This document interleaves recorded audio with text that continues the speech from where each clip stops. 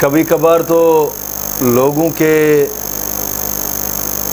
اندر یہ بات مشہور ہوتی ہے، آپ سنتے رہتے یار اس کی تو اللہ نے باں پھاڑ لی نا، اس کو جہاز دے دیا ہے، اودی تے اللہ باں پھاڑ لئی ہے نا، اودے تے راضی ہو گیا، انہوں 200 جناب علی مجھا دے دیتیا نے۔ لوگ اس چیز کو سمجھتے ہیں کہ اللہ ان پر راضی ہے، حالانکہ اللہ رب العزت قرآن کریم میں فرماتا ہے وَلَنَبْلُوَنَّكُمْ بِشَيْءٍ مِّنَ الْخَوْفِ وَالْجُوعِ وَنَقْصٍ مِّنَ الْأَمْوَالِ وَالْأَنفُسِ وَالثَّمَرَاتِ وَبَشِّرِ الصَّابِرِينَ۔ اللہ فرماتا ہے کہ ہم آزماتے ہیں، من الخوف والجوع، خوف دے کر بھی آزماتے ہیں، وہ خوف دنیا کا ہے یا کوئی بھی خوف ہے، یا کسی درندے کا خوف ہے، یا کسی جانور کا خوف ہے، یا کوئی اور خوف ہے، اندھیرے کا خوف ہے، روشنی کا خوف ہے، ہم خوف دے کر آزماتے ہیں۔ والجوع ونقص من الاموال والانفس والثمرات، اللہ فرماتے ہیں ہم ان کو پیسہ دے کر بھی آزماتے ہیں، ہم ان کو غربت دے کر بھی آزماتے ہیں، ہم ان کو اولادیں دے کر بھی آزماتے ہیں، ہم ان کو گھر دے کر بھی آزماتے ہیں، ہم ان کو جائیدادیں دے کر بھی آزماتے ہیں، ہم ان کو مال مویشی سب کچھ دے کر آزماتے ہیں۔ دیکھتے ہیں کہ آیا اس کو ہم نے اتنا کچھ دیا ہے، کیا اس کا دل اب بھی ہمارا ہے یا کوئی اور قابض ہو گیا؟ اب بھی اس کا دل ہمارا ہے یا اس کے دل میں ہم بستے ہیں یا کوئی اور رہتا ہے؟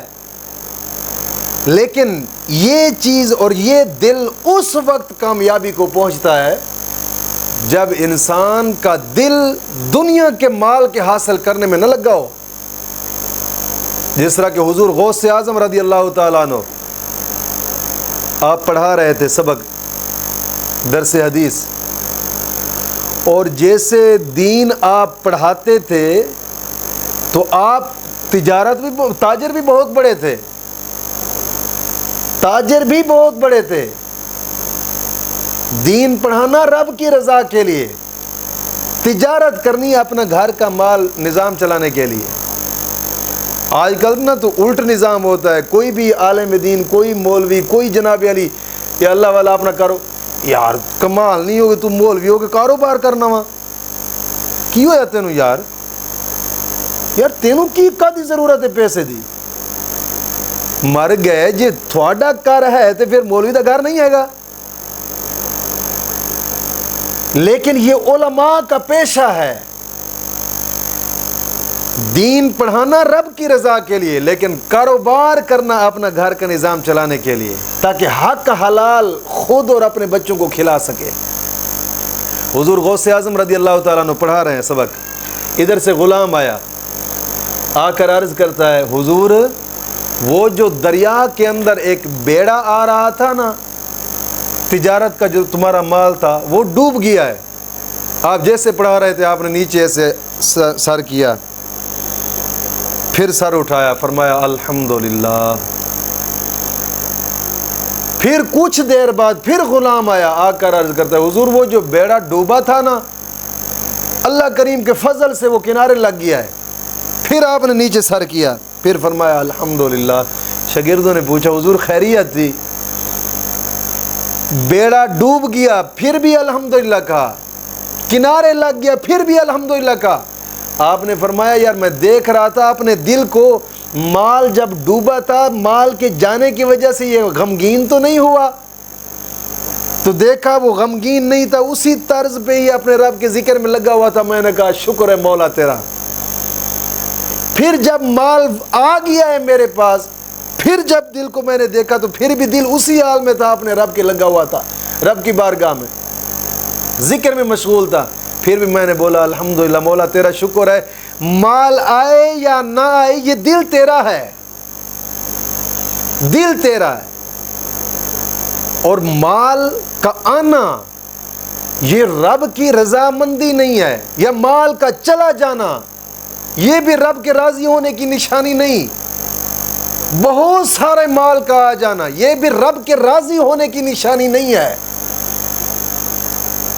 رب جب راضی ہوتا ہے نا یہ دنیا کے مال کے زیادہ ہونے یا کم ہونے سے رب کی رضا نہیں ہے. جس طرح کہ آج کل کے اب دیکھیں نا، حضرت ابراہیم علیہ السلام، حضرت ابراہیم علیہ السلام کے پاس جو مال تھا نا، ان مالوں کے جو زنجیر تھے، رسے، وہ بھی سونے کے تھے. جن جو قلعے ٹھونکے جاتے تھے زمین کے اندر، وہ قلعے بھی سونے کے تھے. اب خود سوچیں کہ کتنا مال دنیا ہوگی. لیکن ان کا دل دنیا میں نہیں گیا تھا. ایک مرتبہ نا حضرت ابراہیم علیہ السلام اپنا بکریاں چرا رہے تھے، یا مال مویشی تھا، تفسیروں کے اندر، تفسیر روح المعانی کے اندر ہے، پہاڑ کے اندر چرا رہے تھے. اللہ رب العزت نے فرمایا میرے پیارے فرشتے ہو، جاؤ یار آج میرے ابراہیم کو تو دیکھو کیا کرتا ہے. فرشتہ آیا اس پہاڑ کے اندر اونچی آواز سے کہنے لگا اللہ اللہ اللہ.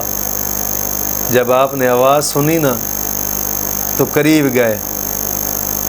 آپ نے فرمایا یار اب تو ذکر کر، دل کو بڑا سکون مل رہا تھا جس کا تو نہ لے رہا تھا. اس نے کہا ایسے ذکر کروں گا، آدھا مال خرچ ہوگا. آپ نے فرمایا آدھا تیرا ہے. ایک مرتبہ یار کا نام سنا دے. پھر اس نے 2-3 مرتبہ پکارا. فرمایا یار مزید پکار کے، بڑا مزہ آ رہا تھا. اس نے کہا یہ جو آدھا بقایا بچہ ہے یہ بھی مجھے دینا پڑے گا. کہتے ہیں یہ بھی سارا مال لے جا یار. سارا مال دے دیا. پھر اس نے پکارا اللہ اللہ اللہ. پھر خاموش ہو گیا. حضرت ابراہیم علیہ السلام فرمانے لگے یار چپ کیوں کر گیا، مزید اور تھوڑا سا پکار لے. اس نے کہا اور کیا ہے بچہ ہے تیرے پاس؟ آپ نے فرمایا یار اور تو کچھ نہیں ہے، یہ جو مال تجھے دیا اس کو کوئی چرانے والا بھی چاہیے کہ نہیں؟ مجھے ساری زندگی کے لیے رکھ لینا، پر ایک مرتبہ میرے یار کا نام تو لے دے. ایک مرتبہ یار کا ذکر سنا دے، ایک مرتبہ بس. پھر پوری زندگی رکھ لینا اپنے پاس غلام مجھے. یہ ہوتی ہے محبت. اور جب رب راضی ہوتا ہے نا، پھر اس کو دنیا کے مال کی کوئی خواہش نہیں رہتی. اس کو کچھ ملے نہ ملے، ہر حال میں راضی رہتا ہے، ہر حال میں راضی رہتا ہے. اور پھر جب رب راضی رہتا ہے نا تو یہ شخص نماز کا بھی پابند ہوتا ہے، نماز کا بھی پابند ہوتا ہے. کیونکہ اللہ رب العزت جس پر کرم نوازی فرماتا ہے نا، اس کو ہی اپنی بارگاہ میں جھکنے کی توفیق عطا فرماتا ہے. اس کو اپنی بارگاہ میں جھکے، یہ پہلی نشانی ہوتی ہے. جس پر اللہ راضی ہے اس کی سب سے پہلی نشانی دیکھیں، وہ شخص نماز کا پابند ہوگا. کیونکہ اللہ رب العزت جس پر راضی ہوتا ہے، جس سے خوش ہوتا ہے، اس کو اپنی بارگاہ میں جھکنے کی توفیق عطا فرماتا ہے. اور آقا کریم صلی اللہ علیہ وسلم نے فرمایا کہ جب بندے کا دل پریشان ہونا، رب کی بارگاہ میں کھڑے ہو کر نماز پڑھ لے، مولا کریم اس کو دل کا سکون عطا فرما دیتا ہے. اور ایک حدیث پاک میں آقا کریم صلی اللہ علیہ وسلم نے اپنے پیارے صحابہ سے پوچھا، میرے پیارے صحابہ بتائیں، جس شخص کے گھر کے آگے نہر ہو اور وہ شخص نہر کے اندر دن میں 5 مرتبہ نہاتا ہے، کیا اس کے جسم پر میل رہے گی؟ صحابہ کرام عرض کرنے لگے یا رسول اللہ نہیں. حضور نے فرمایا یہی مثال ہے نمازی کی. جب وہ صبح کی نماز پڑھتا ہے، صبح کی نماز پڑھنے سے پہلے جتنے بھی گناہ ہوتے ہیں اللہ اس کے معاف فرما دیتا ہے. جب ظہر کی نماز پڑھتا ہے، ظہر کی نماز سے پہلے جتنے بھی گناہ ہوتے ہیں اللہ معاف فرما دیتا ہے. عصر کی نماز پڑھتا ہے، عصر کی نماز سے پہلے جتنے بھی گناہ ہوتے ہیں اللہ معاف فرما دیتا ہے. مغرب کی نماز سے پہلے جتنے بھی گناہ ہوتے ہیں اللہ معاف فرما دیتا ہے. جب عشاء کی پڑھتا ہے، عشاء کی نماز پڑھنے کے بعد جتنے بھی عشاء سے پہلے گناہ ہوتے ہیں اللہ معاف فرما دیتا ہے، صغیرہ گناہ. بات یہ کہ اللہ کے راضی، کہ اللہ راضی ہے یا نہیں ہے، تو اس میں یہ نشانیاں ضرور پائی جاتی کہ وہ شخص اپنے رب کی بارگاہ میں بہت زیادہ جھکنے والا ہوگا. جب بھی تم دیکھو گے اللہ اس کو توفیق عطا فرمائے گا، وہ اپنے رب کی بارگاہ میں جھکا ہوا نظر آئے گا. اور دوسری نشانی بزرگ بھی فرماتے ہیں کہ دوسرا کہ گناہوں سے دل کو خود رکنے لگے گا. اس کا دل گناہوں سے رکنے لگے گا. اگر بالفرض کہیں ہو بھی گیا نا تو روئے گا، پتہ نہیں کیا ہو گیا مجھ سے. اس کا دل رکے گا، گناہوں سے دور دور ہٹے گا۔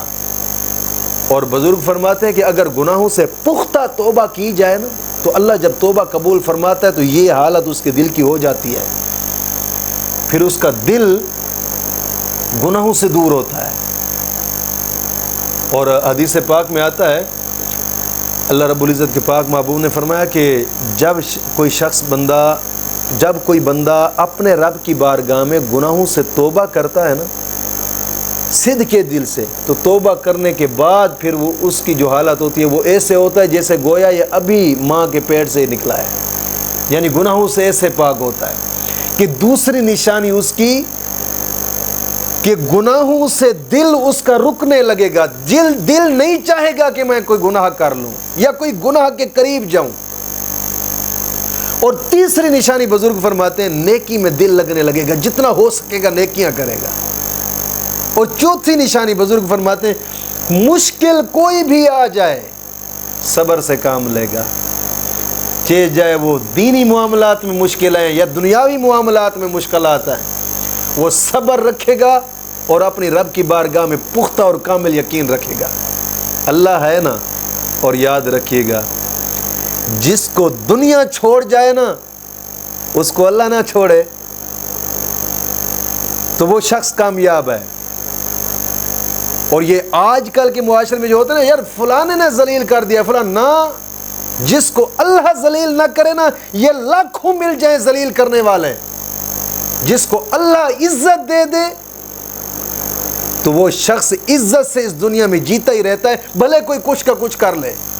حاسدین ویسے مر جاتے ہیں، جس پر اللہ فضل فرما دے نا اس شخص کو ڈبونے والا خود ڈوب جاتا ہے، اس کو مارنے والا خود مر جاتا ہے، اس کے ساتھ حسد کرنے والا خود بربادی کے راستے پر چل پڑتا ہے۔ مشکل کوئی بھی آ جائے صبر سے کام لے، کیونکہ صبر ایک خاموش خنجر ہے، جب چلتا ہے نا تو ظالم کے ظلم کے پڑخچے اڑا کر رکھ دیتا ہے۔ یہ ایسی خاموش تلوار ہے صبر کی۔